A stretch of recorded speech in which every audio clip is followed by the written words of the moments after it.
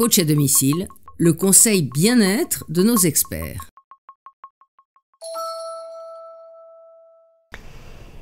Catherine Blanc, je suis psychanalyste et sexologue. Alors essayons de réfléchir l'été et la sexualité. Est-ce que l'été influence notre sexualité ? En fait, on ne peut pas nier que le fait d'être en été, le fait qu'il fasse chaud, nous met dans un rapport à notre corps et au corps de l'autre tout à fait différent.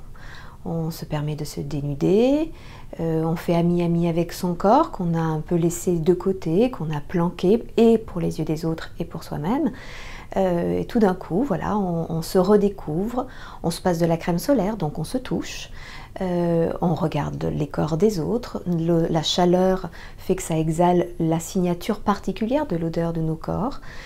Et tout ça nous met en un contact différent avec nous-mêmes et avec les autres.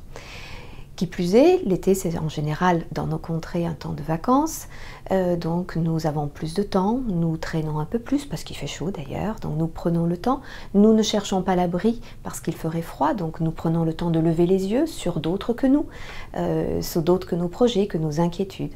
Et on se met à exister et à faire exister le monde qui est autour de nous.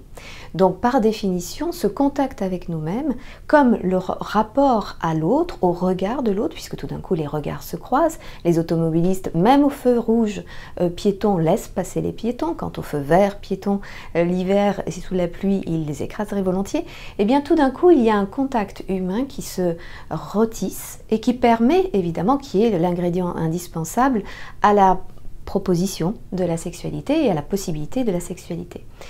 On se dénude bien sûr dans la vie, mais on se dénude aussi dans nos lits, ou qu'on se déshabille, ou qu'on ne se couvre plus.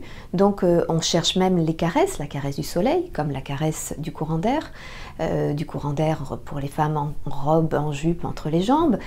Donc on réveille la zone et corporelle et bien sûr la zone sexuelle qui, au premier chef, est elle-même dans un confinement qui devient lourd et qui du coup laisse à penser qu'il se passe quelque chose dans cette zone qui pourrait éventuellement faire dialogue avec l'autre. Donc à ce titre, bien sûr que la sexualité est influencée par les beaux jours. Mais contrairement au monde animal, il n'y a pas de saisonnalité de la sexualité humaine.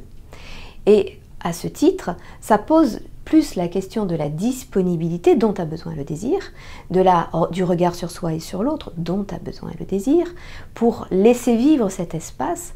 Et ça pose évidemment la question du pourquoi de cette rapidité, de cette mise en protection, de cette fuite dans le travail ou sous le poids des responsabilités ou des culpabilités ou des angoisses et du stress qui sont nocives à la sexualité plus que l'été est propice à la sexualité. Parce que, rappelons-le tout de même, l'hiver, le feu de cheminée, le temps accordé, l'intimité justement loin du monde et du mauvais temps est aussi extrêmement érotique. À bientôt sur le HuffPost.